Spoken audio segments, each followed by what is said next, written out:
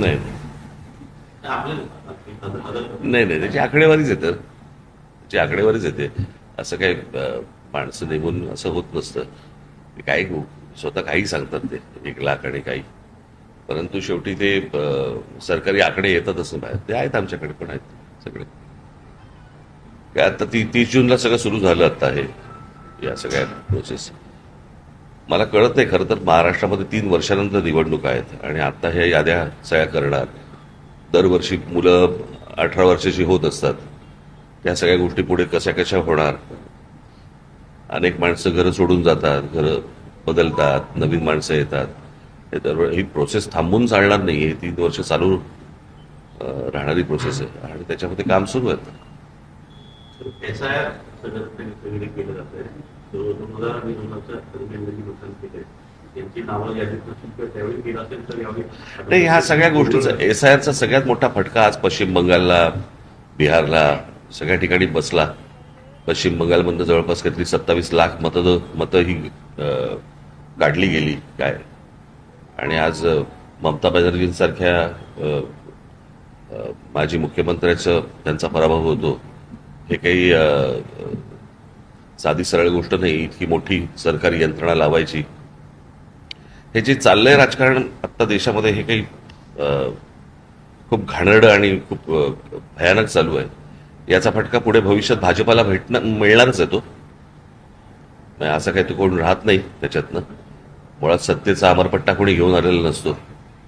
फक्त प्रश्न असा आहे की आपण करत असलेली कृती हा भविष्यातला पायंडा आपण काय पाडतो आहोत याचं भान मला असं वाटतं राजकीय पक्षांना जर समजा नसेल, राजकीय नेत्यांना नसेल, तर मला भविष्यातल्या पुढच्या पिढ्यांची चिंता मला जास्ती वाटते. राजकारण काय येतं जातं वगैरे सगळ्या गोष्टी असतात, पण शेवटी आपण कुठे नेणार आहोत महाराष्ट्र, कुठे नेणार आहोत देश, कुठे नेणार आहोत आपण राजकारण.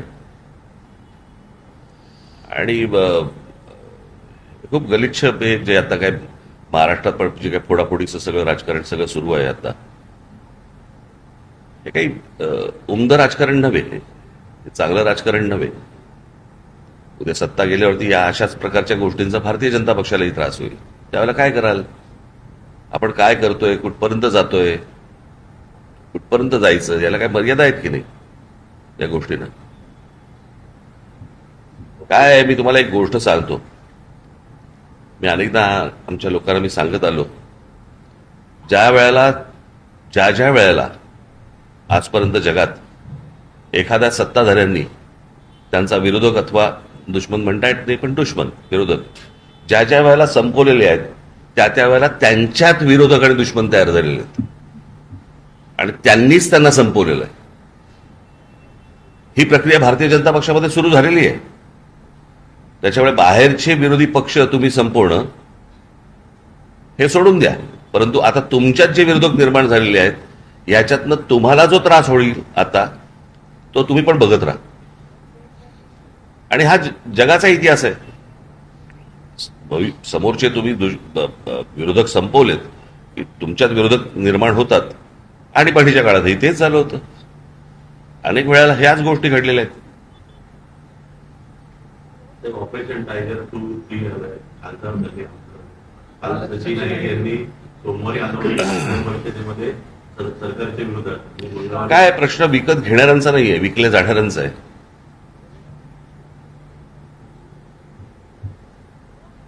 हो की नाही. आता देह विक्रीला जर समजा हे तयारच असतील तर गिराईक आहेतच. 14 आमदारांनी ते घाणेरडं चालू आहे मुळात. हे कुठच्या प्रकारचं राजकारण सुरू आहे. आणि हे मला असं वाटतं यामध्ये लोकांमध्ये जर समजा तुम्ही जाताच, पत्रकार म्हणून जाताच, लोकांमध्ये संताप आहे या गोष्टींचा. लोकांनी उन्हातानात उभं राहायचं. लाईट बंद कर रे तुझा, लाईट बंद कर तुझा. एवढ्या लाईटमध्ये तुझं एवढासा काजवा काय टिवटिव करतो रे मोबाईलचा.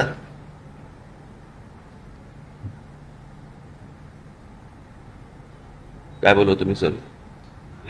हा, हे काही चांगलं राजकारण नाही चालू आहे. आणि याचा भविष्यात आत्ता जे काही भारतीय जनता पक्ष पायंडे पाडतंय काय, हा मी मागे पण म्हटलं होतं की ते आपण पत्त्याचा बंगला करायचं ना पूर्वी पत्त्याचा, तसा हा उलटा आहे. त्याच्या खालचा जो पत्ता आहे तो नरेंद्र मोदींचा आहे. तो एकदा सटकला की सगळं कोलॅप्स आहे. कळलं का? आज ठीक आहे, ते त्याला तुम्ही भक्त म्हणा, काही म्हणा, काही काही असतील गोष्टी, परंतु जे काय आज टिकून आहे ते नरेंद्र मोदींवरती टिकून आहे, या बाकीच्यांवरती नाहीये. आणि अशा गोष्टींमध्ये तुम्ही ज्या प्रकारचं भयानक राजकारण करतात, खेळतात, हे त्यांनाही अंगाशी येणार आहे. ते महिला आरक्षण बिल आणि इलेक्शन हे पहिलं एक ते कोणासाठी सुरू आहे, कोण करतंय याच्या मागे, कळलं का? हे सगळं अमित शहाचं राजकारण सुरू आहे. मी मागे आता माझ्या भाषणात म्हटलं नाही का, आता शिवसेनेचे 6 खासदार फोडले, भाजपमध्ये का नाही गेले? टीएमसीचे 22 खासदार फुटले, वेगळा गट का केला?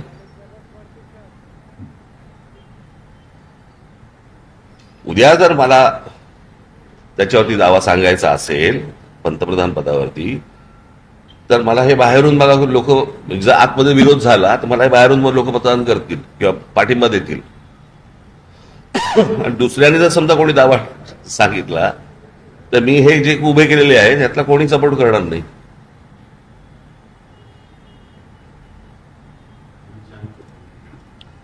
नाही, मी मगाशी म्हटलं ना, ज्यावेळेला तुम्ही समोरचे ज्यावेळेला विरोधक संपवता त्यावेळेला विरोधक हे तुमच्या दुश्मन तुमच्यातच तयार होतात. ते चित्र आता तुम्हाला महाराष्ट्रात आणि देशात सर्व ठिकाणी तुम्हाला दिसेल, अगदी खालपर्यंत दिसेल तुम्हाला. बेधुंद सत्ता ज्या वेळेला येते त्यावेळेला माणसं अशी वागायला लागतात.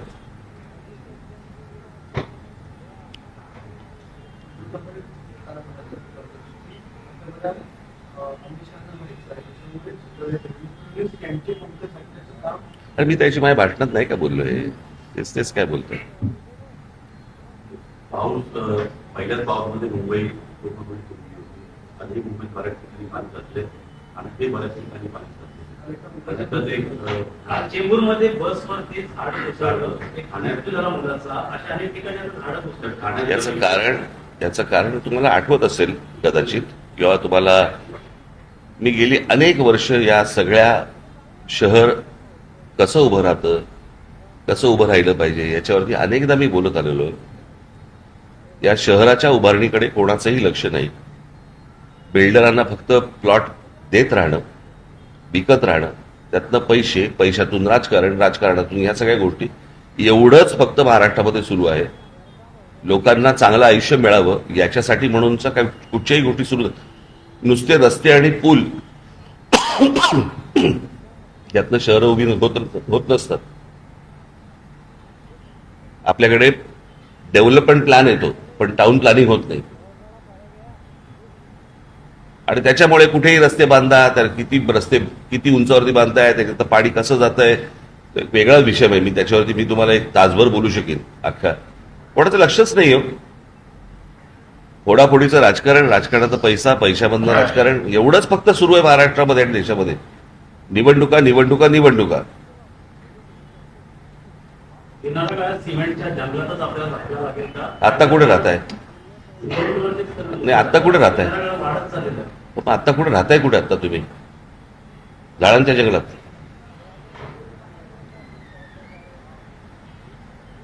कारण याला काही आकार उखारच नाहीये, कोणाला माहितीच नाहीये काही. ठाण्याच्या पिढीमध्ये दर पावसाळ्यामध्ये किमान 12 ते 15 झाडाची जुनी झाडं आहेत, ती पावसाळ्यात पडतात आणि 9 वर्षात 90 झाडं पडतील. काय करायचं त्याला? विकास केला असं सांगितलं. तुम्हालाही दिसतोय. मांडा, चॅनल आहेत ना तुमच्याकडे, मांडा.